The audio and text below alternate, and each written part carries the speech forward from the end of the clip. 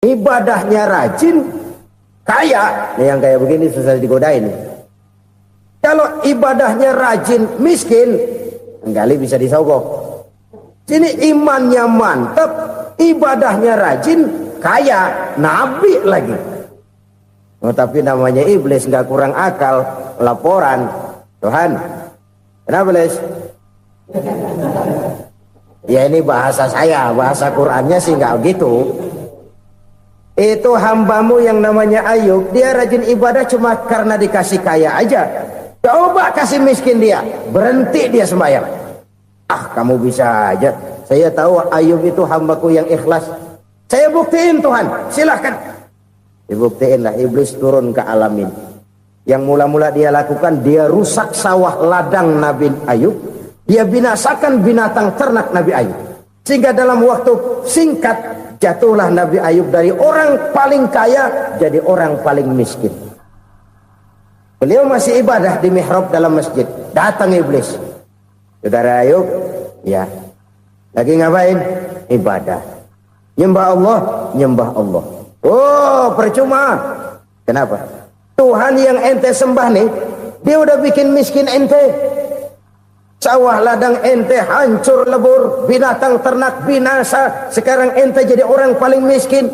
Ngapain nyembah Tuhan kayak begitu? Tekor. Udah berhenti dah ibadah, berhenti ibadah. Ini iblis sama Tuhan laporannya lain, yang dikerjakan kepada Nabi Ayub juga lain. Benar begitu iblis kata Nabi Ayub? Iya, sawah ladang saya habis, buras. Binatang ternak saya binasa, binasa. Saya miskin, bangpak. Apa jawab Nabi Ayub? Bukan innalillahi, ini hebat. Alhamdulillahillazi a'tani wa akhza minni. Segala puji bagi Allah yang telah memberikan harta kepada saya dan sekarang mengambilnya lagi. Alhamdulillah. Allah yang ngasih, Allah yang ambil. Itu mah urusan Allah. Iblis cuman ibadah jalan terus, sujud lagi Nabi Ayub. Iblis seleher gondok banget. Dasar Nabi nggak mempan dia apa-apain. Miskin malah alhamdulillah. Allah yang ngasih, Allah yang ngambil. Jadi kalau kita tidak komit, kita tidak terikat kepada kaya, miskin, senang, susah, apa yang bisa bikin kita susah? Jadikan kekayaan, kemiskinan, jadikan senang, susah sebagai anak buah yang bisa kita atur. Jangan kekayaan ngatur kita, jangan kemiskinan ngatur kita. Kita yang harus mengatur mereka. Senang, susah, kaya, miskin, bahagia, sengsara, jadikan itu anak buah yang bisa kita atur. Kalau sekarang kita kaya, lain saat boleh jadi kita miskin, semiskin-miskinnya. Allah yang ngasih, Allah yang ngambil. Tenaga mana yang bisa menghalangi? Ibadah jalan terus. Iblis makin gondok. Dasar Nabi loh. Akhirnya apa? Nabi Ayub dikerjain, diberikan penyakit. Demikian fatal penyakitnya. Bayangin, udah miskin sakit. Masya Allah. Miskin sakit. Sakitnya nggak lama, kira-kira 16 tahun. Istrinya 3, 2 mental minta ceraiin. Ngerawatin laki bengek begini. Senang belum tentu, susah udah pasti nih. Cerai aja, cerai dah. Cerai. Tinggal satu Siti Rahmah yang setia menemani beliau. Sesetia-setianya hati perempuan. Satu saat Siti Rahmah bilang, "Bang, iya, abang kan Nabi bang. Lalu namanya Nabi kan doanya jarang meleset bang. Maksud kamu minta kenapa sih sama Tuhan biar abang sembuh baik dah bang?" Siti Rahmah, iya. Saya sakit berapa tahun sih dah? 16 tahun bang. Sebelum ini saya sehat berapa tahun? Ya kira-kira 60 tahun bang. Nah coba ente banding-bandingin Rahmah. Saya dikasih sehat 60 tahun. Dikasih sakit 16 tahun. Sudah nggak sabar. Mau doa kepada Allah minta sembuh. Saya malu. Malu kepada Allah. Diuji dengan yang luar biasa seperti ini. Tidak mengganggu stabilitas kehambaannya. Dia tetap menghamba kepada Allah subhanahu wa ta'ala. Malahan ada hadis memberikan jaminan Inna shadaqatal mar'il muslimi tazidu fil umri wa tadfa'u mitatas su'i. Sesungguhnya sedekahnya seorang mukmin tazidu fil umri, bisa menambah umur panjang. Wa tadfa'u mitatas su'i, dan menyelamatkan manusia dari mati secara su'ul khatimah. Jadi siapa yang kepengen panjang umur, banyaklah sedekah. Yang bosan hidup, pelit terus. Sedekah menambah panjang umur dan menyelamatkan manusia dari mati secara su'ul khatimah. Pak, katanya umur itu nggak bisa ditambah, nggak bisa dikurangin. Kapan? Kalau ajal sudah datang. Wa idza jaa ajaluhum la yastakhiruna sa'atan wa la yastaqdimun. Kalau ajal datang tidak bisa dimajukan, tidak bisa dimundurkan. Itu kalau ajal sudah datang. Tidak bisa lagi umur ditambah dikurangi, sudah datang. Tapi kalau belum datang, itu kan haknya Allah. Mau ditambah, mau dikurangi, hak prerogatif Allah. Sebagai pencipta manusia, Allah maha kuasa dan maha mampu. Sedekah ini menambah panjang umur dan menyelamatkan manusia dari mati secara su'ul khatimah. Itu orang mati kan sama ya, kondisinya mati, nggak nafas. Tapi hakikat mati kan lain-lain. Ada yang mati itu husnul khatimah, baik akhirnya. Misalnya lagi ngaji mati, lagi sholat mati, lagi sedekah mati. Ini yang dinamakan dengan husnul khatimah, baik di akhirnya. Sebaliknya ada yang su'ul khatimah, jelek di akhirnya. Ini yang jadi catatan akhir. Lagi nyekek botol, mampus. Lagi banting kartu, modar. Su'ul khatimah, jelek pada akhirnya. Sedekah menyelamatkan manusia dari mati secara su'ul khatimah. Dan kita semua kepengen mendapat husnul khatimah, jauh dari su'ul khatimah. Oleh sebab itu yang bisa menyelamatkan kita dari penyakit itu antara lain adalah sedekah yang disembunyikan, yang dikerjakan dengan ikhlas karena Allah, tidak karena kepengen dipuji orang, tidak karena ingin dikatakan orang pemurah. Sebab orang dermawan itu orang yang memberi tanpa harus diminta. Kalau masih harus diminta, ya belum dermawan namanya, masih harus diminta. Kalau nggak diminta ya tulus, lolos, polos. Saudara-saudara kaum muslimin rahimakumullah, harta adalah amanat dan akan kita pertanggungjawabkan. Allah melebihkan rizki sebagian kita dari yang lain agar kita saling tolong menolong, bantu membantu. Nabi janjikan siapa yang meringankan beban saudaranya muslim di dunia, Allah akan meringankan bebannya di akhirat nanti. Sebuah jaminan dari baginda Nabi. Si orang yang kita bantu barangkali tidak bisa membalas, Allah yang akan membalas lewat jalan lain yang tidak pernah kita sangka-sangka. Ada orang tanya, Pak, ini ada orang nyumbang masjid sambil marah-marah, bagaimana? Saya bilang sumbangannya aja ambil, marahnya jangan. Marahnya jangan diambil, itu urusan dia. Saudara-saudara kaum muslimin rahimakumullah, umat Islam ini kan umat yang punya potensi besar. Kadang kita merenung, kenapa kadang-kadang pembangunan masjid kok lambat sekali? Kalau hotel hari ini peletakan pertama, bulan depan peresmian. Supermarket hari ini peletakan batu pertama, minggu depan peresmian. Tapi kalau sudah yang namanya masjid, kadang-kadang peletakan batu pertama sekaligus jadi batu terakhir.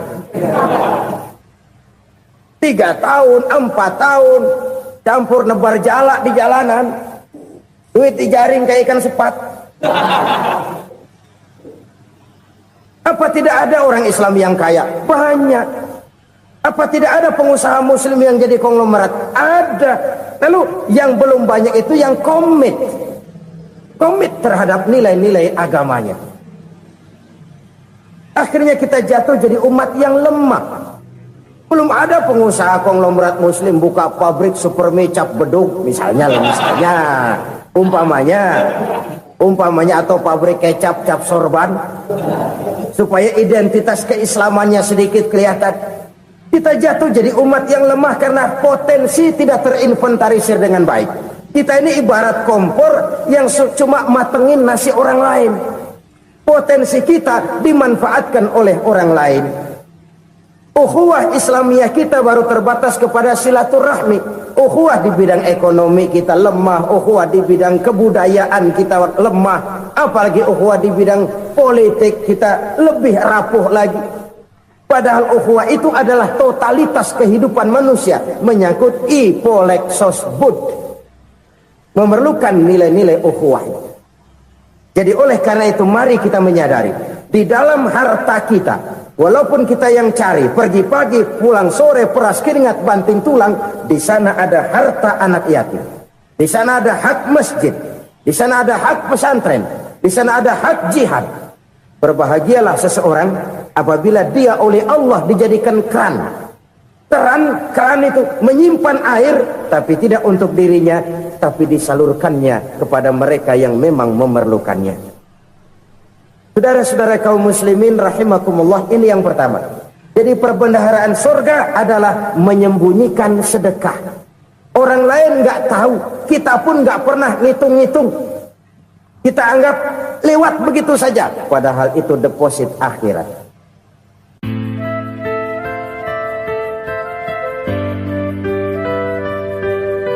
Selalu berusaha menyimpan sesuatu yang bisa membawa manfaat, baik untuk dirinya, untuk anak cucunya, maupun untuk keluarganya, untuk masa kini dan masa depannya.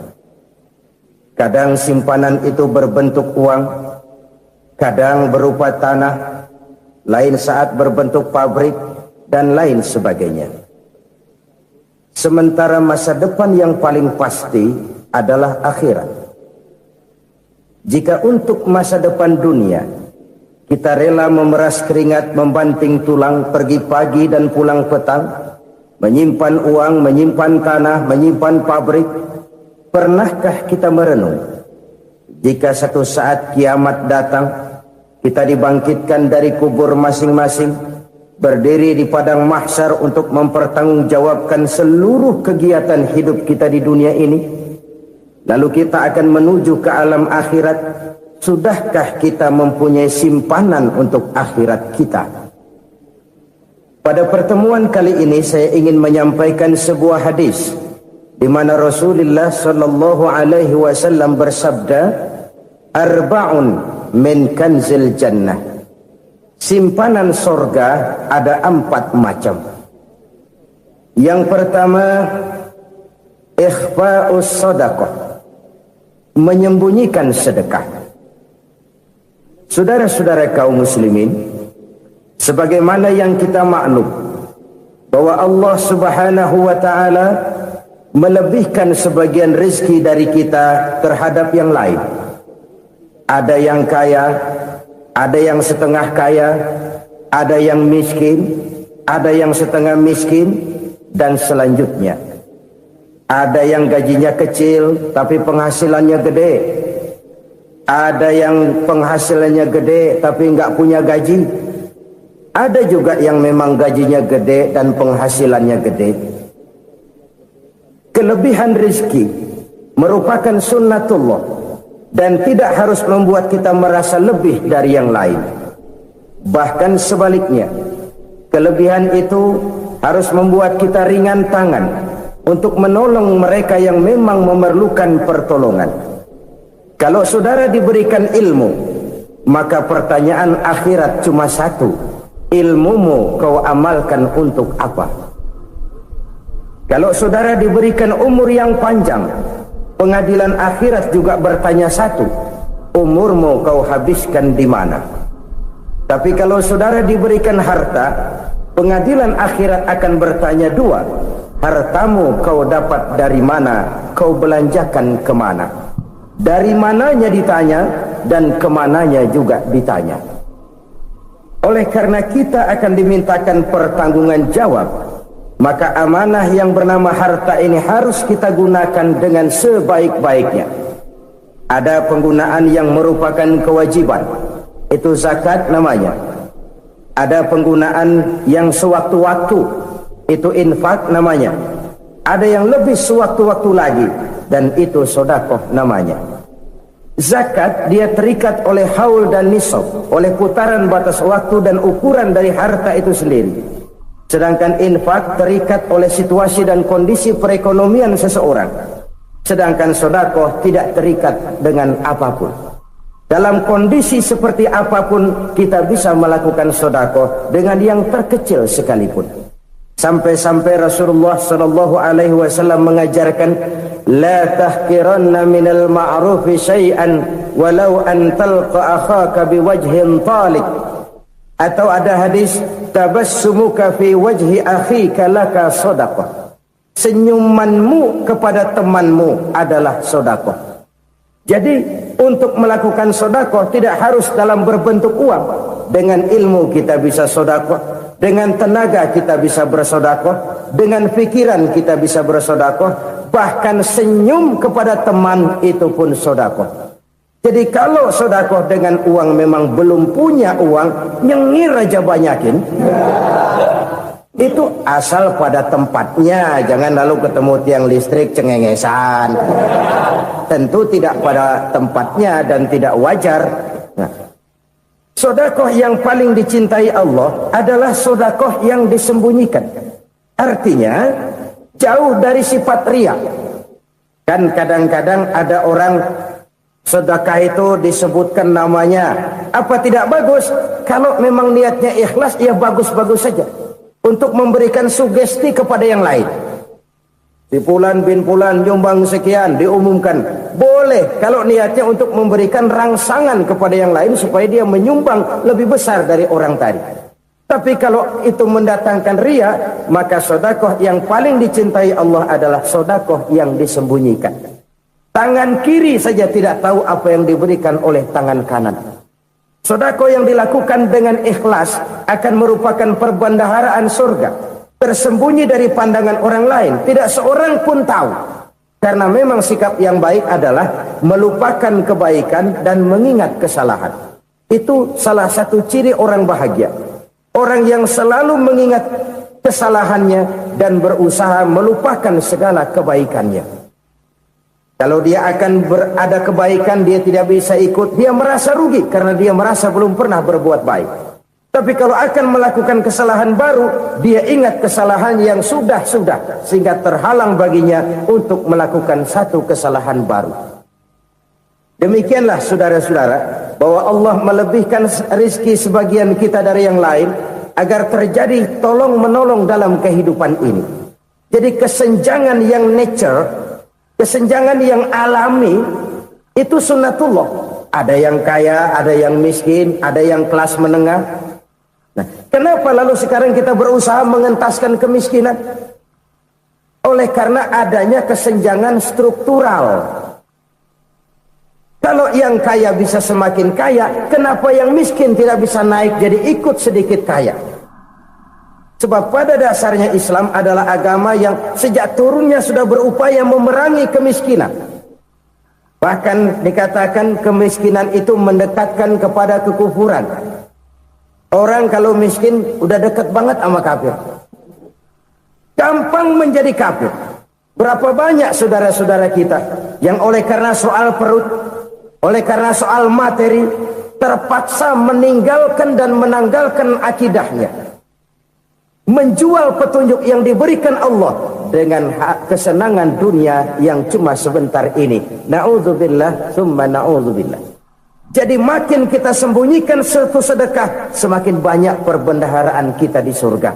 Sedekah yang paling dicintai Allah adalah sedekah yang disembunyikan. Malahan ada seorang sufi, dia punya kebiasaan kalau pergi sholat Jumat dia bawa uang, itu uang dia taruh di bawah tikar masjid. Dia niat sedekah kepada siapa saja yang nemuin itu duit.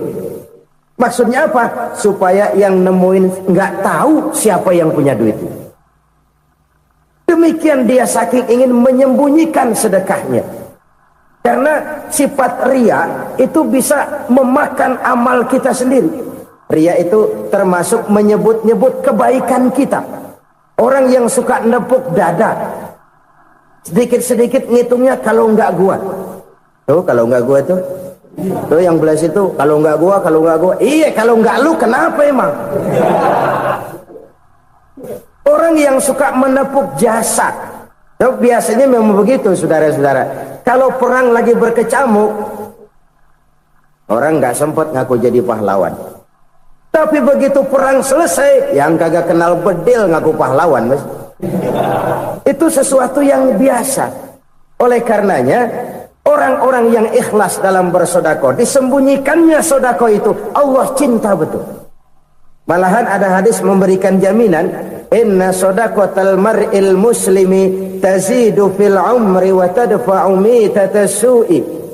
Sesungguhnya sedekahnya seorang mukmin tazidu fil umri, bisa menambah umur panjang, wa tadfa'u mitatas su'i, dan menyelamatkan manusia dari mati secara su'ul khatimah. Jadi siapa yang kepengen panjang umur, banyaklah sedekah. Yang bosan hidup, pelit terus. Sedekah menambah panjang umur dan menyelamatkan manusia dari mati secara su'ul khatimah. Pak, katanya umur itu nggak bisa ditambah, nggak bisa dikurangin. Kapan? Kalau ajal sudah datang. Fa idza jaa ajaluhum la yastakhiruna sa'atan wa la yastaqdimun. Kalau ajal datang tidak bisa dimajukan, tidak bisa dimundurkan. Itu kalau ajal sudah datang. Tidak bisa lagi umur ditambah dikurangi, sudah datang. Tapi kalau belum datang, itu kan haknya Allah. Mau ditambah, mau dikurangi, hak prerogatif Allah. Sebagai pencipta manusia, Allah maha kuasa dan maha mampu. Sedekah ini menambah panjang umur dan menyelamatkan manusia dari mati secara su'ul khatimah. Itu orang mati kan sama ya, kondisinya mati, nggak nafas. Tapi hakikat mati kan lain-lain. Ada yang mati itu husnul khatimah, baik akhirnya. Misalnya lagi ngaji mati, lagi sholat mati, lagi sedekah mati. Ini yang dinamakan dengan husnul khatimah, baik di akhirnya. Sebaliknya ada yang su'ul khatimah, jelek di akhirnya. Ini yang jadi catatan akhir. Lagi nyekek botol, mampus. Lagi banting kartu, modar. Su'ul khatimah, jelek pada akhirnya. Sedekah menyelamatkan manusia dari mati secara su'ul khatimah. Dan kita semua kepengen mendapat husnul khatimah, jauh dari su'ul khatimah. Oleh sebab itu yang bisa menyelamatkan kita dari penyakit itu antara lain adalah sedekah yang disembunyikan, yang dikerjakan dengan ikhlas karena Allah. Tidak karena kepengen dipuji orang, tidak karena ingin dikatakan orang pemurah, sebab orang dermawan itu orang yang memberi tanpa harus diminta. Kalau masih harus diminta, ya belum dermawan namanya, masih harus diminta. Kalau nggak diminta ya tulus, lolos, polos. Saudara-saudara kaum muslimin rahimakumullah, harta adalah amanat dan akan kita pertanggungjawabkan. Allah melebihkan rizki sebagian kita dari yang lain agar kita saling tolong menolong, bantu membantu. Nabi janjikan, siapa yang meringankan beban saudaranya muslim di dunia, Allah akan meringankan bebannya di akhirat nanti. Sebuah jaminan dari baginda Nabi. Si orang yang kita bantu barangkali tidak bisa membalas, Allah yang akan membalas lewat jalan lain yang tidak pernah kita sangka-sangka. Ada orang tanya, Pak, ini ada orang nyumbang masjid sambil marah-marah, gimana? Saya bilang sumbangannya aja ambil, marahnya jangan. Marahnya jangan diambil, itu urusan dia. Saudara-saudara kaum muslimin rahimakumullah, umat Islam ini kan umat yang punya potensi besar. Kadang kita merenung, kenapa kadang-kadang pembangunan masjid kok lambat sekali? Kalau hotel hari ini peletakan pertama, bulan depan peresmian.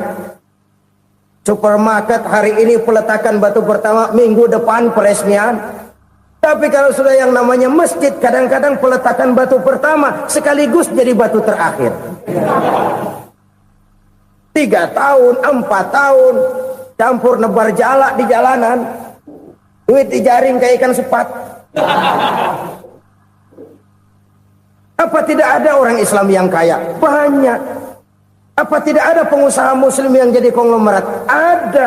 Lalu yang belum banyak itu yang komit terhadap nilai-nilai agamanya. Akhirnya kita jatuh jadi umat yang lemah. Belum ada pengusaha konglomerat muslim buka pabrik supermi cap bedug misalnya umpamanya atau pabrik kecap cap sorban supaya identitas keislamannya sedikit kelihatan. Kita jatuh jadi umat yang lemah karena potensi tidak terinventarisir dengan baik. Kita ini ibarat kompor yang cuma matengin nasi orang lain. Potensi kita dimanfaatkan oleh orang lain. Ukhuwah Islamiyah kita baru terbatas kepada silaturahmi. Ukhuwah di bidang ekonomi kita lemah. Ukhuwah di bidang kebudayaan kita lemah. Apalagi ukhuwah di bidang politik kita lebih rapuh lagi. Padahal ukhuwah itu adalah totalitas kehidupan manusia. Menyangkut ipolek sosbud. Memerlukan nilai-nilai ukhuwah. Jadi oleh karena itu mari kita menyadari. Di dalam harta kita, walaupun kita yang cari, pergi pagi, pulang sore, peras keringat, banting tulang, di sana ada harta anak yatim. Di sana ada hak masjid. Di sana ada hak pesantren. Di sana ada hak jihad. Berbahagialah seseorang apabila dia oleh Allah dijadikan keran. Keran itu menyimpan air, tapi tidak untuk dirinya, tapi disalurkannya kepada mereka yang memang memerlukannya. Saudara-saudara kaum muslimin rahimakumullah, ini yang pertama. Jadi perbendaharaan surga adalah menyembunyikan sedekah. Orang lain nggak tahu, kita pun nggak pernah ngitung-ngitung. Kita anggap lewat begitu saja, padahal itu deposit akhirat. Satu. Yang kedua, perbendaharaan surga itu apa? Wa kitmanul musibah, menyembunyikan kesulitan. Kadang orang takut menghadapi kesulitan. Tapi makin kita merenung, hidup ini kan sebenarnya urusan. Takut sama urusan, ya jangan hidup. Tandanya orang hidup itu kalau punya urusan. Urusan melupakan problem. Problem sering menimbulkan kesulitan. Kesulitan bukan untuk ditakuti, tapi untuk diatasi dan dicarikan jalan keluarnya. Siapa sih orangnya yang gak pernah sulit-sulit? Makin tinggi status sosialnya, makin gede urusannya. Makin tinggi kualitas imannya, makin berat tingkat kesulitannya. Cuma memang yang namanya enak itu seperti pelangi. Biang lala itu nggak pernah di atas kepala kita, di atas kepala orang melulu. Lo sih enak lo, kata kita. Dia juga bilang yang enak kan lo. Pelangi itu nggak pernah di atas kepala kita. Kata tukang beca, aduh enak ya naik Mercy. Kata tukang beca, apa yang di dalam mobil Mercy? Aduh enak bener tukang beca, di jok ngeringkuk ngorok pules bener. Saya kamar pakai AC sejuk, tempat tidur sutra, empuk, alga, spring bed, gula kulik nggak bisa pules kalau belum minum Valium, belum tidur. Enak bener tukang beca, di jok ngorok nggak tahu wetan kulon. Si tukang beca bilang yang di Mercy enak, yang di Mercy bilang tukang beca enak. Inilah enak. Nggak pernah di atas kepala kita, di atas kepala orang lain melulu enak itu. Nah, saudara-saudara, yang merupakan perbendaharaan surga itu orang yang bisa menyembunyikan kesulitan, baik pribadi ataupun rumah tangga. Nih terutama rumah tangga yang jadi soalnya. Kadang-kadang kita ini kalau senang, sebaliknya kalau senang kita diam, kalem aja, cuek. Banyak banget duit kita bawaan, diam aja udah. Malah ketemu orang takut. Tapi begitu susah, sekampung tahu. Padahal Nabi mengajarkan perbendaharaan surga itu menyembunyikan musibah, menyembunyikan kesulitan. Kalau enak, cerita sama orang-orang. Kalau nggak enak, rasain sendiri, tekan sendiri, atasin sendiri. Kita kan sebaliknya, senang kita diam, Asal lagi susah, paling tidak kita nyari teman buat cerita kesusahan. Siapa orangnya yang nggak pernah susah? Cuma soalnya bagaimana kita mengatasi kesusahan itu sendiri. Begitu juga misalnya kalau orang sudah berumah tangga, itu orang tuanya harus menjadi tempat dia cerita yang enak-enak saja. Yang nggak enak rasain berdua, selesaikan berdua, atasin berdua. Jangan dibalik. Asal senang diam, giliran susah saja. Maknya laporan. Terbalik. Bisa menjaga security informasi. Maka nama bayam keluar diam. Malah seluitan. Enak amat lo makan daging ayam. Security informasi. Saudara-saudara kaum muslimin rahimakumullah. Ujian yang terberat itu yang pernah diberikan kepada para nabi, para rasul, para aulia, para ulama. Makin tinggi keimanan, makin berat bentuk kesulitan. Ayo saya kemukakan satu contoh saja. Ada seorang nabi yang kaya, nabi kaya, namanya Nabi Ayub. Iblis kalau orang begini kan keki, ibadahnya rajin, kaya. Nih yang kayak begini susah digodain. Kalau ibadahnya rajin, miskin, kali bisa disogok. Sini imannya mantap, ibadahnya rajin, kaya, nabi lagi. Oh, tapi namanya iblis nggak kurang akal. Laporan, Tuhan, kenapa Les? Ya ini bahasa saya, bahasa Qurannya sih nggak gitu. Itu hambamu yang namanya Ayub, dia rajin ibadah cuma karena dikasih kaya aja. Coba kasih miskin dia, berhenti dia sembahyang. Ah, kamu bisa aja. Saya tahu Ayub itu hambaku yang ikhlas. Saya buktiin Tuhan, silahkan. Dibuktiin lah, iblis turun ke alam ini. Yang mula-mula dia lakukan, dia rusak sawah ladang Nabi Ayub. Dia binasakan binatang ternak Nabi Ayub. Sehingga dalam waktu singkat, jatuhlah Nabi Ayub dari orang paling kaya jadi orang paling miskin. Beliau masih ibadah di mihrab dalam masjid. Datang iblis.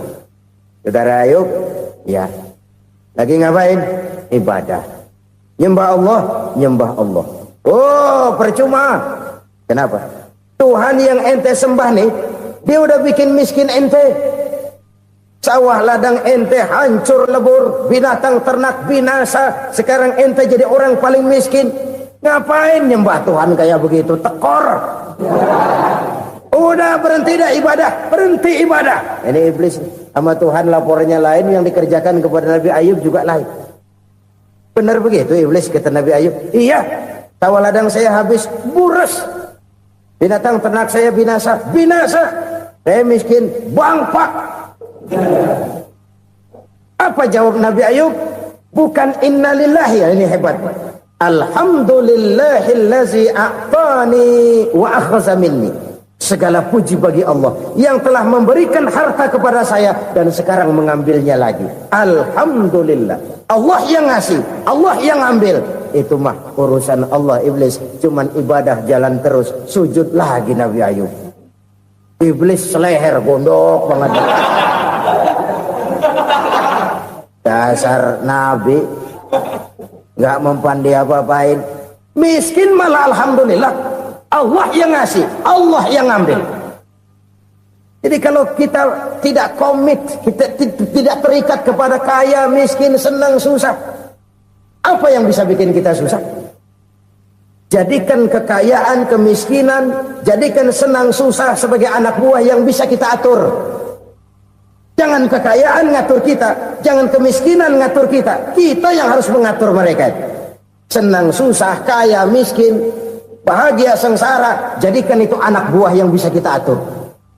Kalau sekarang kita kaya, lain saat boleh jadi kita miskin, semiskin-miskinnya. Allah yang ngasih, Allah yang ambil. Tenaga mana yang bisa menghalangi? Ibadah jalan terus. Iblis makin gondok. Dasar Nabi loh. Akhirnya apa? Nabi Ayub dikerjain, diberikan penyakit.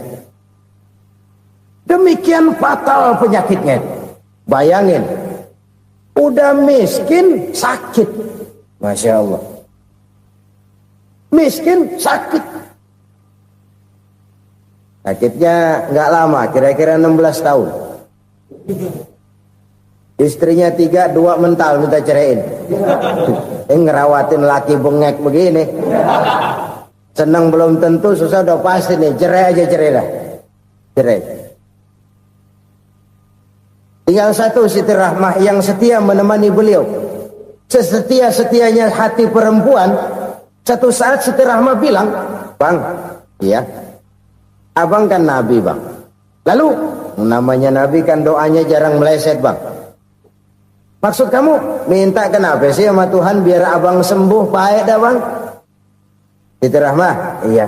Saya sakit berapa tahun sih dah? 16 tahun, Bang. Sebelum ini saya sehat berapa tahun? Ya kira-kira 60 tahun, Bang. Nah, coba ente banding-bandingin, Rahmah. Saya dikasih sehat 60 tahun. Dikasih sakit 16 tahun. Sudah nggak sabar mau doa kepada Allah minta sembuh. Saya malu kepada Allah. Diuji dengan yang luar biasa seperti ini, tidak mengganggu stabilitas kehambaannya. Dia tetap menghamba kepada Allah Subhanahu wa ta'ala.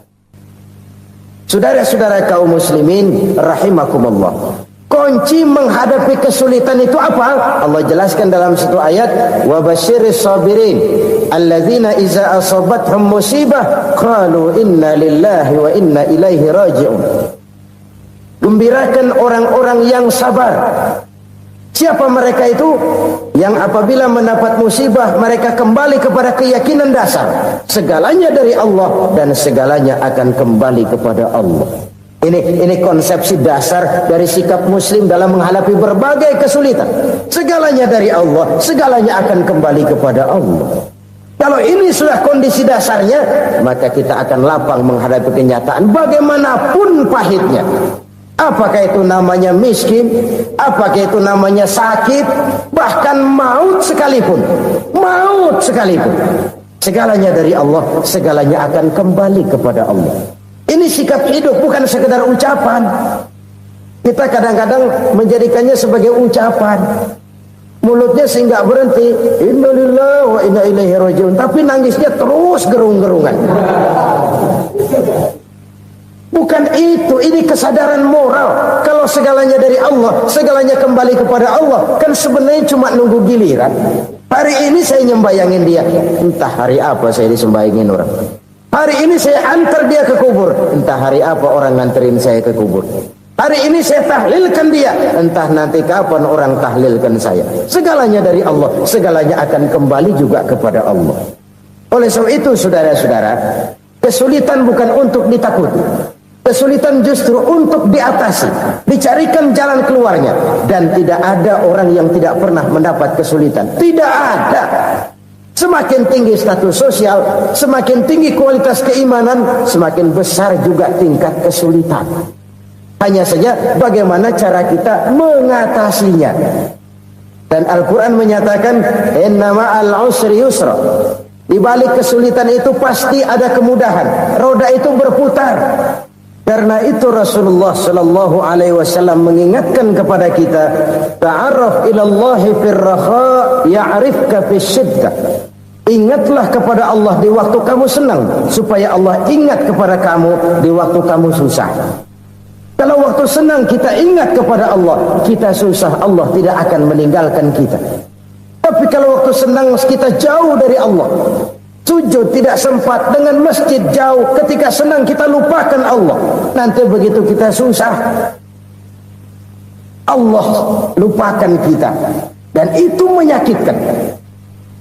Oleh karena itu orang-orang tua kita dulu bilang, kalau lagi sehat ingat-ingat lu bakal sakit nanti. Kalau lagi kaya ingat-ingat satu saat kita bakal jatuh miskin. Bahkan kalau lagi muda ingat-ingat kita bakal tua. Dan yang terpenting kalau lagi hidup ingat-ingat kita bakal mati. Saudara-saudara kaum muslimin rahimakumullah. Jadi yang kedua yang merupakan perbendaharaan surga, menyembunyikan musibah. Saudara-saudara kaum muslimin rahimakumullah.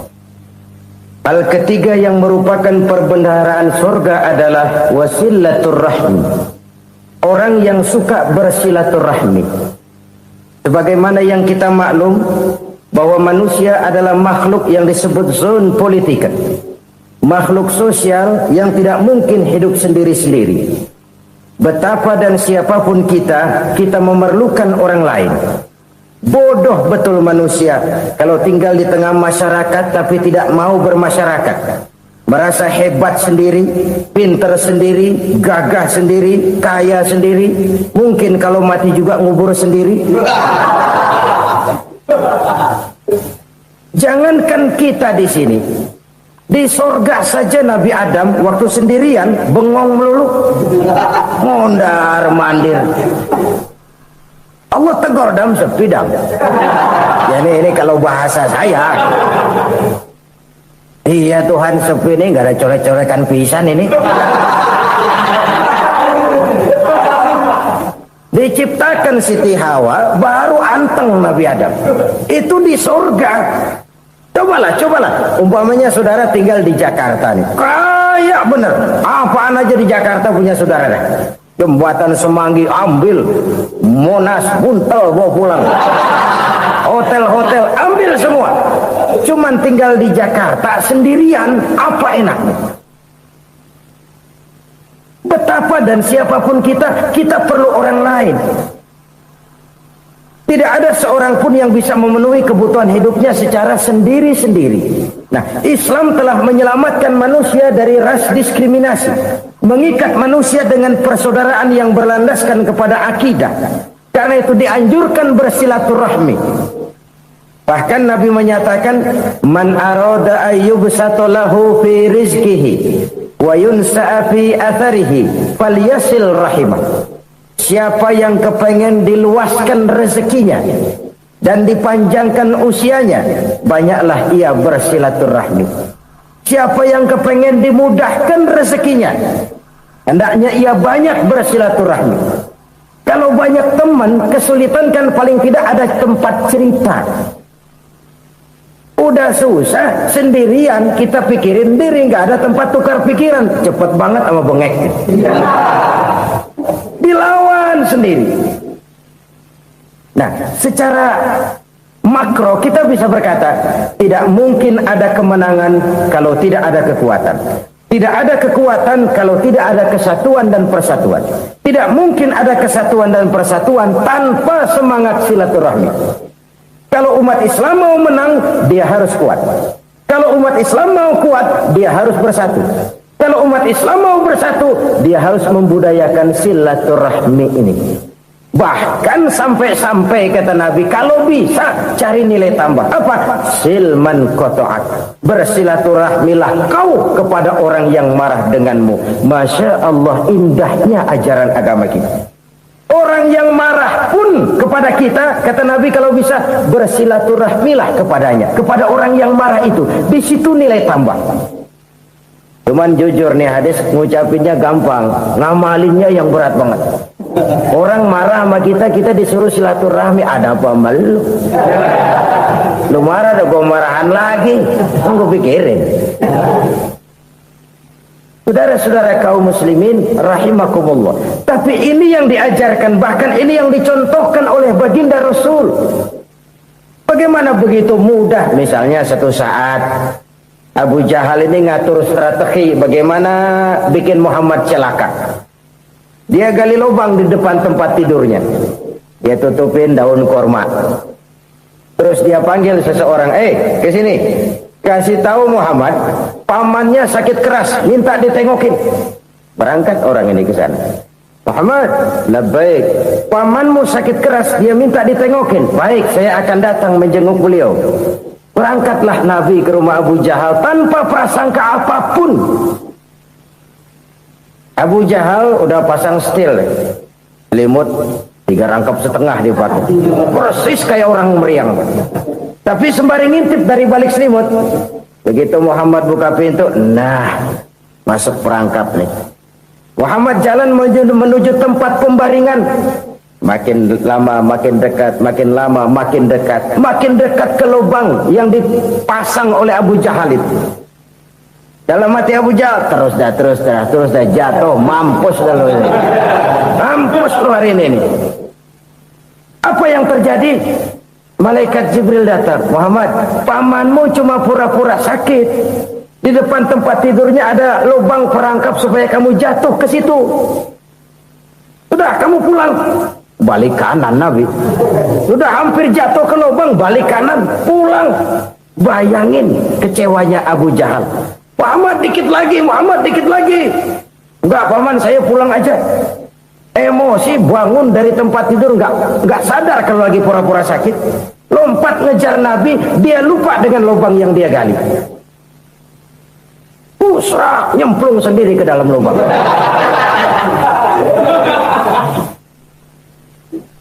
Nabi terus berlalu. Ini terjadi keanehan. Jatuh ke lubang yang dia gali itu sebenarnya nggak terlalu dalam ya, antara 3-4 meteran lah. Tolong saya jatuh ke lubang ini. Datanglah pelayan-pelayannya itu. Angkat saya dari sini. Oh, yang ngulurin tambang. Satu gulung, belum juga nyampe itu tambang. Kurang, beli lagi ke warung. Sambung, ulur lagi, nggak juga bisa sampai. Wah, ini kerjaan Muhammad ini. Tolong, siapa salah seorang kamu ke rumah Muhammad, kasih tahu encangnya kecebur. Minta ditolongin. Sampaikan kepada Rasul. Kenapa? Pamanmu jatuh ke lubang, Muhammad minta tolong diangkatin. Tambang udah nyambung-nyambung nggak nyampe juga. Ya, nanti saya datang, saya tolong. Coba. Nyata-nyata orang berniat jahat mau mencelakakan dia. Datang dia menolong. Ini yang disebut air tuba dibalas air susu ya ini. Bukan sebaliknya. Air tuba dibalas air susu. Paman, kecebur ya? Iya Muhammad, tolong ini. Pegang tangan saya. Nabi ulurkan tangannya. Nyampe. Dipegang oleh Abu Jahal. Diangkat ke atas. Sampai atas, apa kata Abu Jahal? Sihirmu memang hebat Muhammad. Udah ditolongin dikata sihir. Yang enak kita kemplang kan itu orang punya. Urusan apa? Tapi inilah akhlak. Kalau bisa kamu bersilaturahmilah dengan orang yang marah kepadamu sekalipun. Orang marah kita tetap baik. So, kalau kita berbuat baik sama orang yang memang baik, rasanya sih biasa-biasa aja. Orang baik kita baik lagi, ya draw aja, belum ada nilai tambah di situ. Baru ada nilai tambah kalau kita bisa berbuat baik kepada orang yang nyakitin kita. Itu namanya kita setingkat di atas dia. Dia sakitin kita, kita berbuat baik sama dia. Dia pelit sama kita, kita baik sama dia. Dia marahin kita, kita deketin dia. Di situ kita punya nilai tambah. Jadi siapa yang ingin diluaskan rezekinya kata Nabi dan dipanjangkan umurnya, hendaklah ia banyak-banyak bersilaturahmi. Sederhana sebenarnya silaturahmi, tapi silaturahmi membangkitkan semangat kesatuan dan persatuan. Kesatuan dan persatuan melahirkan kekuatan. Dalam matematika 1 ditambah 1 pasti 2. Tapi di tengah masyarakat, 1 orang takut ditambah 1 orang takut, hasilnya jadi 2 orang setengah berani. Kenapa setengah berani? Karena udah berdua. Tadi pan takut sendirian. Kalau dia kumpul turu-turu takutlah jadi berani. Kita yang lemah, kita yang tidak berdaya, kita yang miskin, kalau mau kompak bersatu, apa yang nggak bisa kita kerjain? Apalagi tinggal di kota besar, pilihan cuma 2. Bertahan atau minggir. Bertahan atau minggir. Untuk bisa bertahan harus mampu bersaing.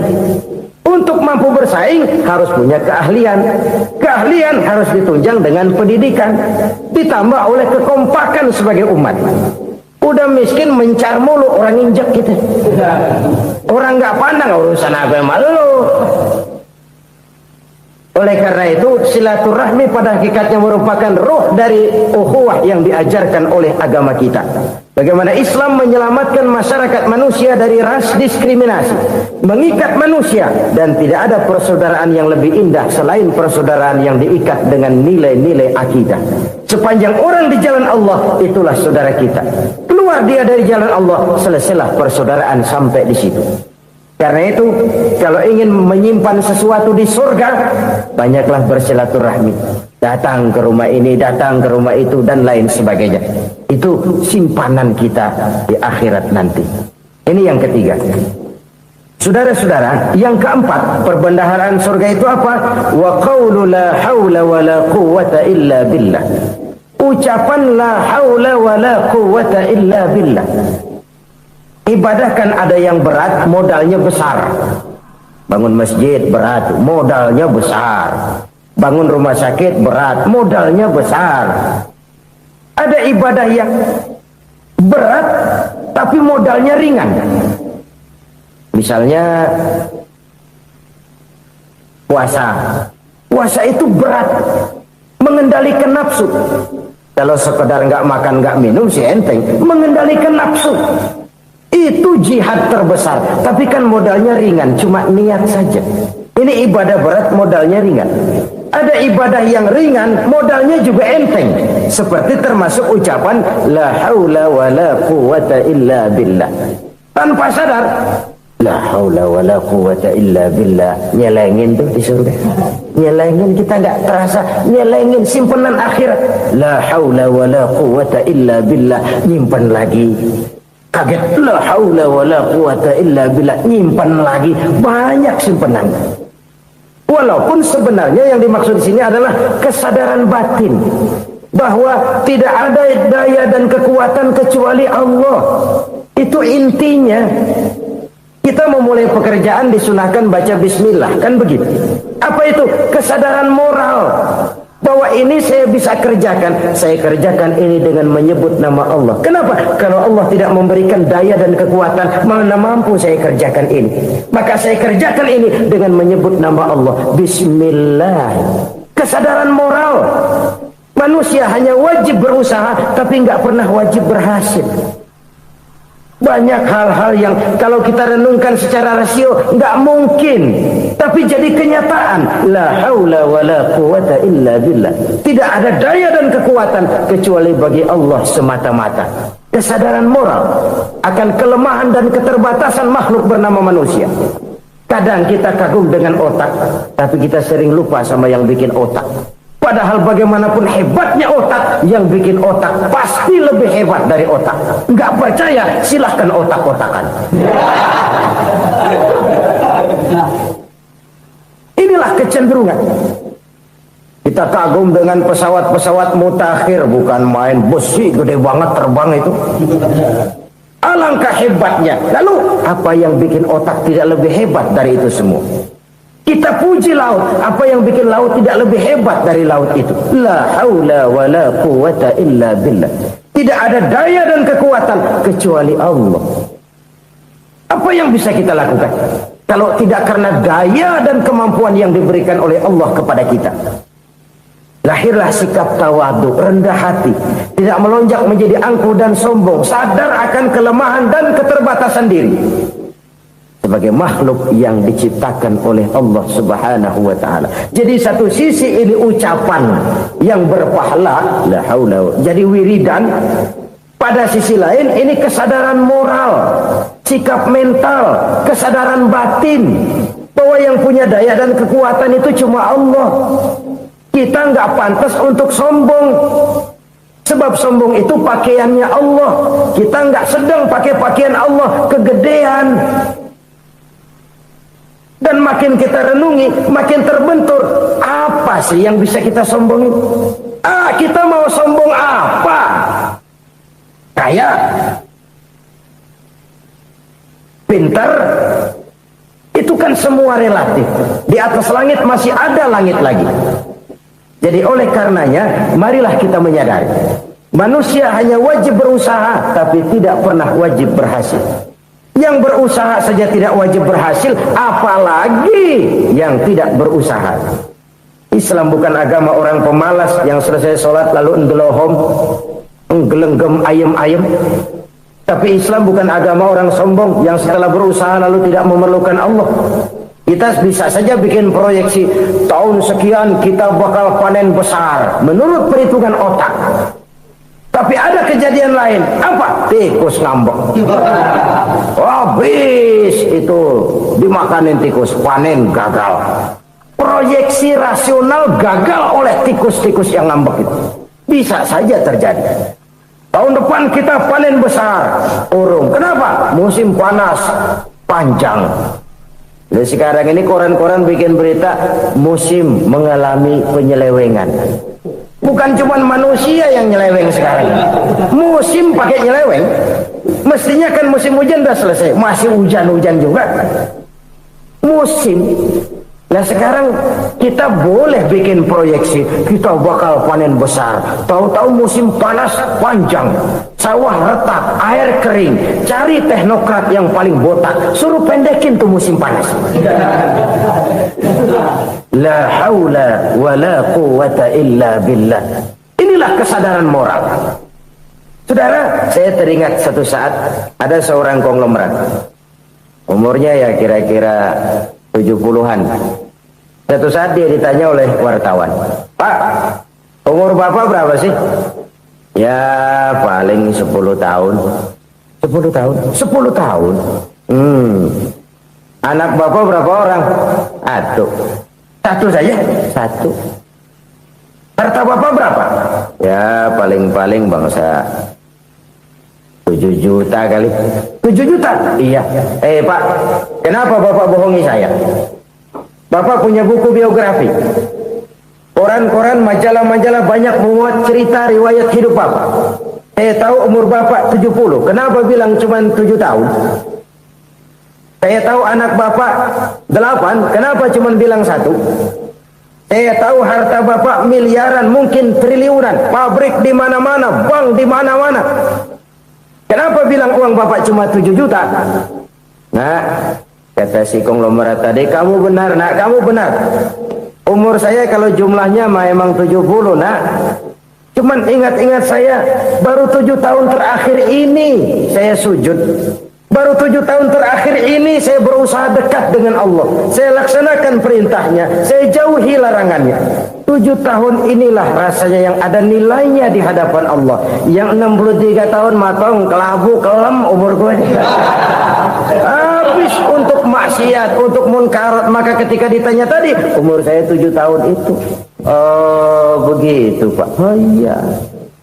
Lalu anak Pak, anak Bapak kan 8. Kenapa bilang cuma 1? Nah, kalau jumlah hitungannya memang anak saya 8. Tapi dari 8 orang ini rasanya cuma 1 nih yang bakal jadi buah hati, belahan jantung, pelanjut cerita, penerus sejarah, bakal jadi anak soleh yang akan mendoakan saya. Cuman 1 rasanya anak saya ini yang bakal jadi buah hati saya, besar-besaran saya, yang akan mendoakan di kubur saya, yang akan mendoakan di akhirat saya. Yang 7 orang mana, Masya Allah, yang atu tenggeng, yang atu nyekek botol ngolo, yang atu nggak karu-karuan. Makanya saya bilang 1 anak saya yang akan bisa mendoakan saya. Oh begitu Pak. Iya. Nah harta Pak, harta Bapak kan triliunan, pabrik Bapak di mana-mana, uang Bapak hampir di tiap bank-bank besar. Kenapa bilang cuma 7 juta? Betul kau nak. Harta saya kalau jumlahnya memang miliaran, triliunan mungkin. Tapi yang saya ingat baru 7 juta tuh yang saya belanjakan di jalan Allah. Saya nyumbang masjid, saya santuni yatim piatu, saya bantu pembangunan pesantren, saya bantu pembangunan rumah sakit Islam. Itu yang akan saya bawa pulang ke akhirat, yang 7 juta itu. Yang triliunan itu nanti akan diperebutkan oleh anak-anak saya sebagai waris saya. Jadi harta saya 7 juta itu yang bakal nemenin saya di akhirat, yang akan saya bawa pulang jadi teman saya. Saudara-saudara kaum muslimin, jangan-jangan orang tua itu adalah kita-kita ini. Jangan-jangan kita-kita ini adalah orang tua itu. Jangan-jangan itu potret dari diri kita masing-masing. Dari sekian umur yang diberikan Allah, berapa tahun yang ada nilainya di hadapan Allah? Dari sekian anak-anak yang merupakan amanah, berapa yang akan mendoakan kita sebagai orang tuanya menjadi anak soleh? Dari sekian banyak harta yang diberikan Allah, berapa yang akan kita bawa pulang menghadapnya nanti, yang kita belanjakan di jalan Allah? Ini sebuah potret kehidupan. Karena itu kita kembali kepada la haula wa la quwwata illa billah. Kita wajib berusaha, kita wajib berikhtiar. Selebihnya segala daya dan kekuatan hanya milik Allah saja semata-mata. Satu kesadaran batin dari setiap pribadi muslim. Setelah ia berusaha dan berikhtiar, ia menyerahkannya kepada Allah Subhanahu wa ta'ala. Jadi satu sisi ini merupakan wiridan ucapan yang mengandung pahala. Pada sisi lain ini merupakan sikap batin dari seorang muslim di dalam ia menghadapi realitas kehidupan ini. Saudara-saudara kaum muslimin rahimakumullah, kalau ini kita jadikan satu basis kehidupan, maka ini akan menyelamatkan manusia dari kemungkinan tergelincir menjadi orang yang lupa diri dan lupa darat. Sebab itu Imamul Ghazali berpesan, jadidis safinah fa innal bahra amiq wa khuziz zad fa inna safara ba'id wa khaffifil hamla fa innal hamla sadid. Perbarui selalu kapalmu karena lautan sangat dalam. Bawa bekal yang banyak karena perjalanan ini sangat jauh. Ringankan beban karena kebanyakan beban akan menyakitkan. Alangkah indah kalimat ini, alangkah dalam makna yang terkandung di sana. Perbarui selalu kapalmu karena lautan sangat dalam. Apa artinya ini? Jaga mentalmu baik-baik.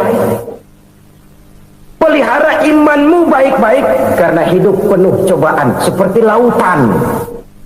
Kita kalau berlayar di lautan kan kadang-kadang tenang, angin bertiup sepoi-sepoi basah. Jika malam datang, bintang gemintang bertabur menghias cakrawala. Rembulan memantulkan sinarnya dengan indah. Dalam keadaan begitu berlayar enak. Tapi lain saat ombak menggunung, halilintar menyambar, angin topan bertiup. Berapa banyak sudah saudara-saudara kita yang tenggelam di lautan dunia tanpa sadar bahwa dia belum sampai kepada pantai yang akan dituju. Berapa banyak sudah saudara-saudara kita yang tenggelam di lautan dunia ini tanpa sempat bangkit lagi. Dia menyangka sudah sampai kepada tujuannya. Hati-hati kapal jangan sampai bocor karena lautan sangat dalam. Iman ini jaga baik-baik karena hidup penuh dengan ujian. Wa khuzizat fa inna safara ba'id. Bawa bekal yang banyak karena perjalanan sangat jauh. Saudara mau ke Bandung, bawa duit. Saudara mau ke Surabaya, banyakan lagi duitnya. Saudara mau ke Mekah, gepokan, iketan tuh duit nggak lembaran lagi. Makin jauh perjalanan, makin banyak bekal yang harus kita bawa. Kalau saudara dari Jakarta mau ke Surabaya, kagak bawa duit berangkat juga, itu sih bukan berani namanya, nekat. Sampai Surabaya belum tentu, sengsara di jalan udah pasti. Kenapa? Nggak bawa bekal berangkat. Sama juga kita nih, misalnya belum sempat sembahyang, mati. Waduh, berani banget orang. Belum punya bekal, mati. Sengsara di jalan. Atau bekal tidak cukup. Dari Jakarta saudara mau ke Surabaya, bawa duit 500 perak. Paling jauh Cikampek nyampenya itu. Paling jauh itu. Antara jauhnya perjalanan dengan bekal yang saudara bawa tidak seimbang. Hidup ini perjalanan panjang. A walking tour. Dimulai dari alam arwah, sebelum jasad diciptakan, roh diciptakan lebih dulu. Dari situ pindah ke alam rahim, dari alam rahim pindah ke alam dunia, dari alam dunia pindah ke alam barzah, baru menuju akhirat. Satu perjalanan panjang. Kalau bekal tidak bawa, sengsara di jalan. Bawa bekal yang banyak karena perjalanan ini sangat jauh. Wa khaffifil hamla, ringankan beban karena beban itu cuma akan menyulitkan. Kalau bekal itu sih keperluan, tapi beban nggak kita perluin, cuma ngeberat-beratin. Apa ini beban? Dosa, kecurangan, kebatilan, kezoliman, ketidakadilan, kesewenang-wenangan. Itu akan jadi beban kita di akhirat. Alangkah celakanya, perjalanan panjang, bekal tidak bawa, beban kelewat banyak, alamat sengsara di jalan. Pahala tidak ada, dosa berlipat ganda. Na'udzubillah, summa na'udzubillah. Kalau kita rangkum nasihat Al-Ghazali dengan kisah si konglomerat tadi, kita akan mengambil kesimpulan. Pertama, bekal terbaik dalam menghadapi gejolak kehidupan ini tidak lain adalah iman. Yang kedua, pahala dan dosa. Dua hal kontroversial. Pahala adalah bekal, dosa adalah beban. Tapi kita sekarang kan tidak begitu terangsang kepada yang abstrak. Orang berlomba mencari yang konkret-konkret saja, yang real. Kalau memang dosa, benjol dong, kira-kira begitu. Kira-kira begitu. Persis orang Yahudi dulu. Orang Yahudi itu kan pernah minta kepada Nabi Musa, ya Musa, lan nu'mina laka hatta narallaha jahrah. Musa, kami nggak bakal mau beriman kepada Allah kalau belum kami lihat Allah ada nongkrong di depan kami. Kalau memang Tuhan ada, taruh dong di depan kami. Mau yang konkret-konkret saja. Kalau memang dosa, benjol dong. Kalau memang pahala, berasa dong. Orang terangsang kepada yang real, yang konkret-konkret saja. Karena itu, untuk mengejar dosa orang mau bayar. Tapi untuk mengejar pahala, walaupun tidak bayar, orang segan. Ini yang dikatakan oleh Nabi, kamu mengharapkan ke surga, tapi kamu berat melaksanakan sesuatu yang bisa membawa kamu ke surga. Kamu ingin jauh dari neraka, tapi tiap saat kamu lakukan perbuatan-perbuatan yang justru menjerumuskan kamu ke neraka. Idda'aitum an-najata minan nar wa ramaitum fiha anfusakum. Kamu ingin selamat dari neraka, tapi kamu lemparkan diri kamu ke neraka. Kamu ingin masuk surga, tapi berat sekali kamu melakukan perbuatan-perbuatan yang bisa menyampaikan kamu di surga. Saudara-saudara kaum muslimin rahimakumullah. Jadi hal keempat yang merupakan perbendaharaan surga adalah la haula wa la quwwata illa billah. Satu sisi ini merupakan ucapan yang memperberat timbangan akhirat. Pada sisi lain ini merupakan sikap hidup seorang muslim. Kesadaran batin yang sangat dalam bahwa tidak ada daya dan kekuatan kecuali Allah. Dan itu kita simbolkan pada saat memulai pekerjaan dengan Bismillah, dengan menyebut nama Allah. Satu kesadaran moral, saya hanya bisa melakukan ini karena diberikan daya dan kekuatan oleh Allah. Lahirlah sikap tawadu, rendah hati, tidak melonjak menjadi angkuh dan sombong. Selalu berusaha menyimpan sesuatu yang bisa membawa manfaat, baik untuk dirinya, untuk anak cucunya, maupun untuk keluarganya, untuk masa kini dan masa depannya. Kadang simpanan itu berbentuk uang, kadang berupa tanah, lain saat berbentuk pabrik, dan lain sebagainya. Sementara masa depan yang paling pasti adalah akhirat. Jika untuk masa depan dunia kita rela memeras keringat, membanting tulang, pergi pagi dan pulang petang, menyimpan uang, menyimpan tanah, menyimpan pabrik. Pernahkah kita merenung, jika satu saat kiamat datang, kita dibangkitkan dari kubur masing-masing, berdiri di padang mahsyar untuk mempertanggungjawabkan seluruh kegiatan hidup kita di dunia ini, lalu kita akan menuju ke alam akhirat. Sudahkah kita mempunyai simpanan untuk akhirat kita? Pada pertemuan kali ini saya ingin menyampaikan sebuah hadis di mana Rasulullah sallallahu alaihi wasallam bersabda, arba'un min kanzil jannah. Simpanan surga ada 4 macam. Yang pertama, ikhfa'us shadaqah, menyembunyikan sedekah. Saudara-saudara kaum muslimin, sebagaimana yang kita maklum bahwa Allah Subhanahu wa taala melebihkan sebagian rezeki dari kita terhadap yang lain. Ada yang kaya, ada yang setengah kaya, ada yang miskin, ada yang setengah miskin, dan selanjutnya. Ada yang gajinya kecil tapi penghasilannya gede. Ada yang penghasilannya gede tapi nggak punya gaji. Ada juga yang memang gajinya gede dan penghasilannya gede. kelebihan rezeki merupakan sunnatullah dan tidak harus membuat kita merasa lebih dari yang lain.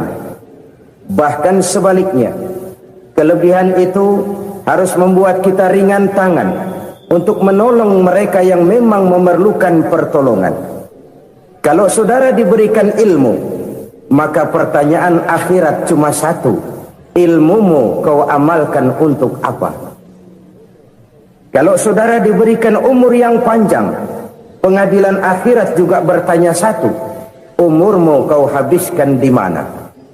Tapi kalau saudara diberikan harta, pengadilan akhirat akan bertanya dua: hartamu kau dapat dari mana, kau belanjakan kemana? Dari mananya ditanya, dan kemananya juga ditanya. Oleh karena kita akan dimintakan pertanggungan jawab, maka amanah yang bernama harta ini harus kita gunakan dengan sebaik-baiknya. Ada penggunaan yang merupakan kewajiban, itu zakat namanya. Ada penggunaan yang sewaktu-waktu, itu infak namanya. Ada yang lebih sewaktu-waktu lagi, dan itu sedekah namanya. Zakat dia terikat oleh haul dan nisab, oleh putaran batas waktu dan ukuran dari harta itu sendiri. Sedangkan infak terikat oleh situasi dan kondisi perekonomian seseorang. Sedangkan sedekah tidak terikat dengan apapun. Dalam kondisi seperti apapun kita bisa melakukan sedekah dengan yang terkecil sekalipun.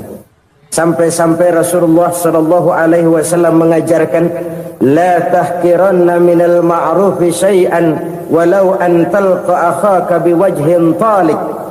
Atau ada hadis, tabassumuka fi wajhi akhika laka sedekah. Senyumanmu kepada temanmu adalah sedekah. Jadi untuk melakukan sedekah tidak harus dalam berbentuk uang. Dengan ilmu kita bisa sedekah, dengan tenaga kita bisa bersedekah, dengan pikiran kita bisa bersedekah, bahkan senyum kepada teman itu pun sedekah. Jadi kalau sedekah dengan uang memang belum punya uang, nyengir aja banyakin. Itu asal pada tempatnya, jangan lalu ketemu tiang listrik cengengesan. Tentu tidak pada tempatnya dan tidak wajar. Nah, sedekah yang paling dicintai Allah adalah sedekah yang disembunyikan. Artinya jauh dari sifat riya. Kan kadang-kadang ada orang sedekah itu disebutkan namanya, apa tidak bagus? Kalau memang niatnya ikhlas, ya bagus-bagus saja. Untuk memberikan sugesti kepada yang lain. Di Fulan bin Fulan nyumbang sekian, diumumkan. Boleh kalau niatnya untuk memberikan rangsangan kepada yang lain supaya dia menyumbang lebih besar dari orang tadi. Tapi kalau itu mendatangkan riya, maka sedekah yang paling dicintai Allah adalah sedekah yang disembunyikan. Tangan kiri saja tidak tahu apa yang diberikan oleh tangan kanan. Sedekah yang dilakukan dengan ikhlas akan merupakan perbendaharaan surga, tersembunyi dari pandangan orang lain, tidak seorang pun tahu. Karena memang sikap yang baik adalah melupakan kebaikan dan mengingat kesalahan. Itu salah satu ciri orang bahagia. Orang yang selalu mengingat kesalahannya dan berusaha melupakan segala kebaikannya. Kalau dia akan berada kebaikan, dia tidak bisa ikut, dia merasa rugi karena dia merasa belum pernah berbuat baik. Tapi kalau akan melakukan kesalahan baru, dia ingat kesalahan yang sudah-sudah, sehingga terhalang baginya untuk melakukan satu kesalahan baru. Demikianlah saudara-saudara, bahwa Allah melebihkan rezeki sebagian kita dari yang lain, agar terjadi tolong-menolong dalam kehidupan ini. Jadi kesenjangan yang nature, kesenjangan yang alami, itu sunnatullah. Ada yang kaya, ada yang miskin, ada yang kelas menengah. Nah, kenapa lalu sekarang kita berusaha mengentaskan kemiskinan? Oleh karena adanya kesenjangan struktural. Kalau yang kaya bisa semakin kaya, kenapa yang miskin tidak bisa naik jadi ikut sedikit kaya? Sebab pada dasarnya Islam adalah agama yang sejak turunnya sudah berupaya memerangi kemiskinan. Bahkan dikatakan kemiskinan itu mendekatkan kepada kekufuran. Orang kalau miskin udah dekat banget sama kafir. Gampang menjadi kafir. Berapa banyak saudara-saudara kita yang oleh karena soal perut, oleh karena soal materi, terpaksa meninggalkan dan menanggalkan akidahnya, menjual petunjuk yang diberikan Allah dengan kesenangan dunia yang cuma sebentar ini. Na'udzubillah tsumma na'udzubillah. Jadi makin kita sembunyikan satu sedekah, semakin banyak perbendaharaan kita di surga. Sedekah yang paling dicintai Allah adalah sedekah yang disembunyikan. Malahan ada seorang sufi, dia punya kebiasaan kalau pergi sholat Jumat dia bawa uang, itu uang dia taruh di bawah tikar masjid. Dia niat sedekah kepada siapa saja yang nemuin itu duit. Maksudnya apa? Supaya yang nemuin nggak tahu siapa yang punya duit. Demikian dia saking ingin menyembunyikan sedekahnya. Karena sifat ria itu bisa memakan amal kita sendiri. Ria itu termasuk menyebut-nyebut kebaikan kita. Orang yang suka nepuk dada, sedikit-sedikit ngitungnya kalau enggak gua. Tuh kalau enggak gua tuh. Tuh yang belah situ kalau enggak gua, kalau enggak gua. Iya kalau enggak lu kenapa emang? Orang yang suka menepuk jasad. Tuh biasanya memang begitu saudara-saudara. Kalau perang lagi berkecamuk, orang nggak sempat ngaku jadi pahlawan. Tapi begitu perang selesai, yang kagak kenal bedil ngaku pahlawan, mas. Itu sesuatu yang biasa. Oleh karenanya, orang-orang yang ikhlas dalam bersodako, disembunyikannya sodako itu, Allah cinta betul. Malahan ada hadis memberikan jaminan, inna sodaqatal mar'il muslimi tazidu fil umri wa tadfa'u mitatas su'i. Sesungguhnya sedekahnya seorang mukmin tazidu fil umri, bisa menambah umur panjang, wa tadfa'u mitatas su'i, dan menyelamatkan manusia dari mati secara su'ul khatimah. Jadi siapa yang kepengen panjang umur, banyaklah sedekah. Yang bosan hidup, pelit terus. Sedekah menambah panjang umur dan menyelamatkan manusia dari mati secara su'ul khatimah. Pak, katanya umur itu nggak bisa ditambah, nggak bisa dikurangin. Kapan? Kalau ajal sudah datang. Wa idza jaa ajaluhum la yastakhiruna sa'atan wa la yastaqdimun. Kalau ajal datang tidak bisa dimajukan, tidak bisa dimundurkan. Itu kalau ajal sudah datang. Tidak bisa lagi umur ditambah dikurangi, sudah datang. Tapi kalau belum datang, itu kan haknya Allah. Mau ditambah, mau dikurangi, hak prerogatif Allah. Sebagai pencipta manusia, Allah maha kuasa dan maha mampu. Sedekah ini menambah panjang umur dan menyelamatkan manusia dari mati secara su'ul khatimah. Itu orang mati kan sama ya, kondisinya mati, nggak nafas. Tapi hakikat mati kan lain-lain. Ada yang mati itu husnul khatimah, baik akhirnya. Misalnya lagi ngaji mati, lagi sholat mati, lagi sedekah mati. Ini yang dinamakan dengan husnul khatimah, baik di akhirnya. Sebaliknya ada yang su'ul khatimah, jelek di akhirnya. Ini yang jadi catatan akhir. Lagi nyekek botol, mampus. Lagi banting kartu, modar. Su'ul khatimah, jelek pada akhirnya. Sedekah menyelamatkan manusia dari mati secara su'ul khatimah. Dan kita semua kepengen mendapat husnul khatimah, jauh dari su'ul khatimah. Oleh sebab itu yang bisa menyelamatkan kita dari penyakit itu antara lain adalah sedekah yang disembunyikan, yang dikerjakan dengan ikhlas karena Allah, tidak karena kepengen dipuji orang, tidak karena ingin dikatakan orang pemurah. Sebab orang dermawan itu orang yang memberi tanpa harus diminta. Kalau masih harus diminta, ya belum dermawan namanya, masih harus diminta. Kalau nggak diminta ya tulus, lolos, polos. Saudara-saudara kaum muslimin rahimakumullah, harta adalah amanat dan akan kita pertanggungjawabkan. Allah melebihkan rizki sebagian kita dari yang lain agar kita saling tolong menolong, bantu membantu. Nabi janjikan siapa yang meringankan beban saudaranya muslim di dunia, Allah akan meringankan bebannya di akhirat nanti. Sebuah jaminan dari baginda Nabi. Si orang yang kita bantu barangkali tidak bisa membalas, Allah yang akan membalas lewat jalan lain yang tidak pernah kita sangka-sangka.